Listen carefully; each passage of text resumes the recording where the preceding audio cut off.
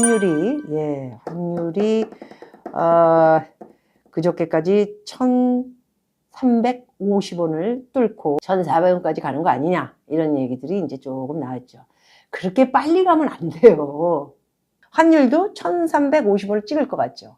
근데 이거를 항상 이 외환 쪽에, 우리나라의 외환 쪽에서 윤석열 대통령이 한번 말씀을 하지 않으셨습니까? 그때부터 이제 뭐 돈을 방어를 하기 시작을 했죠. 그런 거 아닙니까? 그리고 지금 주식이 외국 애들이 계속 3조 이상을 계속 사고 있는데, 뭐 이런 거에는 흐트러질 필요가 없습니다.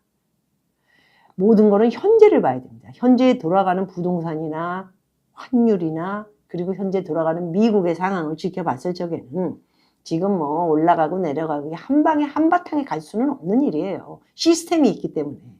예? 그런 걸 여러분들이 유튜브를 통해서 이미 뭐 그렇기 때문에 이렇기 때문에 이렇게 될 것이고 저렇게 많이 들으셨을 거 아니에요. 저는 그런 얘기보다는 통틀어서 이야기했을 때 진행이 돼가고 있는 모습을 봤을 적에는 환율은 너무 빨리 갔어요. 1340 넘지 않았습니까? 예.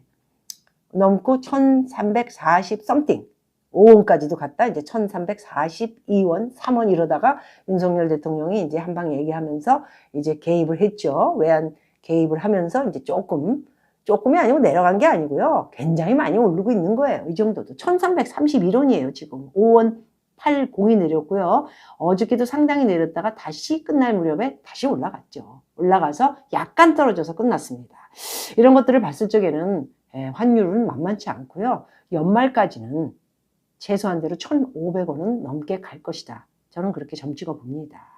그래서 이런 상황을 봤을 적에는 이제 잭슨 홀이라는 데에서 이제 내노라 하는 경제 전문가를 비롯해서, 그리고 연준 파월, 그리고 뭐 그 외에도 작년 같은 경우에도 레리 서머스 교수들을 비롯해 석학 박사들, 전 세계의 모든 중앙은행 이런 사람들이 다 모입니다. 작년에 연준에서 제롬 파월이 실수를 해가지고 완전히 실패했다. 자기가 잘못됐다. 예? 그렇게 해서 이제 금리를 작년에부터 올렸어야 되는데 미국에서 작년에 금리를 올리지 않고 올 상반기 때부터 올리기 시작한 거예요. 그래도 많이 올렸죠. 지금 2.5를 올려놓은 상태 아닙니까? 그래서 저희도 지금 제목을 굉장히 제가 볼 때 9월에 0.75를 갈 확률이 이번 주가 있었어요. 그런데 또 너무 충격이 또 오는 게 아닌가.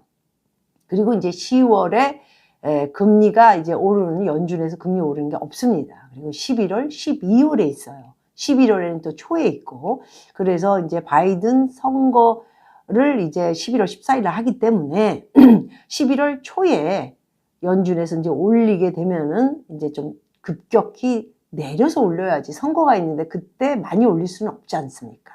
그래서 한꺼번에 올린다면은 9월에 0.75로 연준에서 이제 매파 발언들이 56%를 향해서 지금 나오고 있고요. 비둘기파들은 한 42, 44%가 0.5는 확실시고요.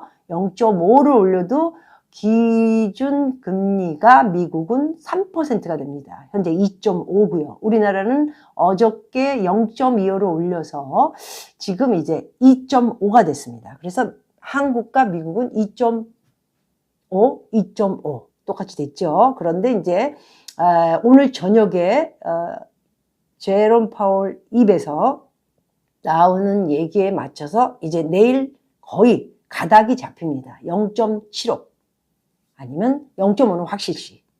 한꺼번에 0.75로 갈 것인가. 0.5는 0.5로 그냥 이렇게 좀 낮았다. 낮이긴 뭐가 낮았습니까? 지금 인플레이션이 9.1에서 0.6이 조금 내려감으로써 8.5가 낮은 거예요. 8.5가? 예? 2% 3% 하던 물가가 8% 이상이 지금 됐는데 낮을 수가 없고, 지금 우크라이나 전쟁이나 이런 걸로 인해서 다시 이제 원유가가 올라가고 장기전으로 가게 되면은 굉장히 이제 현실성이 없는 이야기들이 많이 나올 겁니다. 그래서 잭슨 홀에서 지금 얘기들을 하고 있는 0.5는 확실시고요. 0.75를 올리게 되면 우리나라는 2.5 그리고 9월 말에 0.75 올리게 되면 3.25가 됩니다. 엄청난 차이가 있지요. 그렇기 때문에 제가 볼 때는 환율은 당연코 지금 무역 적자, 경상수지 적자 이런 것들을 봤을 때도 오랫동안 올 연말까지 100조 이상의 무역 적자를 감안해서 봤을 때 제가 볼 적에는 환율은 안정하게 가기는 힘들 것이다. 이런 생각을 갖고 있고요. 그러면 우리나라는 어저께 과연 0.25 말 그대로 나는 약속대로 올렸다. 이런 이제 이야기를 우리 외환 쪽에서 그 한국은행 이 창녕 총재가 지금 잭슨 홀크 25일 날 오늘 출국했군요. 예, 거기 참석한다고 이제 가 있지 않습니까? 그러니까 뭐 참석보다도 그냥 뭐 가서 얘기 듣는 거죠. 액션을 좀 취해야 또 걱정도 안 하고 주식도 돌아가고. 오늘 그래서 주식을 보니까 미국도 어저께 주식이 여러 가지를 감안을 했을 적에는 쉽사리 그렇게 한꺼번에 무너지지는 않아요. 모든 게. 그래서 여러분들은 뭐 좀 오르고 뭐 이랬을 적에 이게 좀 낮아지는 게 아닌가 그런 이상한 착각은 갖지 마시고요. 예. 여러 가지로 여러분들이 판단을 하실 적에 조금한 이 라운드에 있는 거를 보시지 마시고요. 이 바운드 안에 있는 여러 가지를 초점을 두고 보시는 것이 결론적으로는 아마 실수를 하지 않을 것이다. 이런 말씀을 드릴 수 있을 것 같습니다. 자, 그래서 환율은 제가 볼 때 너무 빨리 올라갔었고요. 이번 주에 뭐 거의 1345원, 3원 뭐 이렇게 올라가다가 이제 조금 한마디 함으로써 외환 보유 개입 이게 뭐 하면서 제가 볼 적에는 조금 뭐 이렇게 안정되다가 아니고 이게 좀 내려가는 그 기미를 보면서 보시는 국민들은 이게 좀 한시름 놓겠다. 이렇게 보실 수는 있지만은 이거는 지금 1331원, 1335원 낮은 외환 고시 환율이 아니에요. 되게 높은 거예요. 예. 지금 몇십 년 만에 처음 온 값이에요, 지금.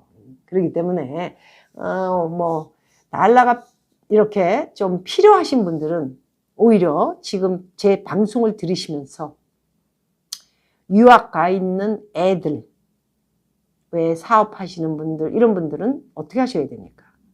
달러를 바꾸셔야죠. 그리고 이 달러 지금 고시된 지금 이 값을 봤을 적에는 이게 지금 언제까지 지금 계속해서 얼마나 시급하게 방어를 하는지 제가 본 것만 지금 5-6시간을 봤는데 값을 뭐 5원 떨어뜨려 놓고는 지금 4시간, 5시간 요 상태를 놓고 있어요. 1331. 개입하는 그 당국에서도 너무 돈을 많이 또 바꿔놓으면은, 이게 또 외환 보유가 빠지게 되면 문제가 되니까 하여튼 어찌됐든 요 정도만. 1330원 라인에서는 익숙하게 국민들이 돼 있으니까 요 정도만 이렇게 돼 있는데 거꾸로 지금은 달러가 급하게 필요하신 분들은 지금이 찬스이기 때문에 달러를 어떻게 하셔야 돼요? 가지고 계셔야 되겠죠. 바꾸라 말아나 하지 않겠습니다. 팁을 드립니다. 그렇게 하고요. 달러는 이제 너무 급속히 올랐고요. 이번 주에. 그래서 이제 이틀 내려가면서 이제 어떻게 될 건가 보지만은 제가 볼 때는 계속 오를 가능성이 많습니다. 거기다가 이제 잭슨 홀에서 이제 제롬 파월이 뭐 한마디 펀치 날리면서 0.75가 가게 되면은 9월 달에 올리는 거지만은 이제 2.5 서로 이제 우리나라랑 미국이랑 기준금리가 현재는 똑같지만은 9월 말에 올리기 때문에 한국도 10월에 올릴 때, 한국은 10월에 올리지 않습니까? 9월에 없고요. 0.5 생각 안 하면 안 됩니다. 어제 사실은 저는 0.5를 올려야 된다. 그래서 오늘 제목이 0.25 올려서 감당할 수 있겠어?